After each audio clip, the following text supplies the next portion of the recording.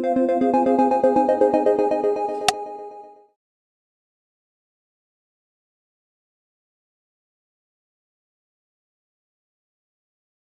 we were dispatched to a report of a rolled over truck, Highway 29 westbound. And as you can see behind me, that report was true. From what we can gather right now, the truck came up the ramp, apparently at a greater speed than the ramp allows.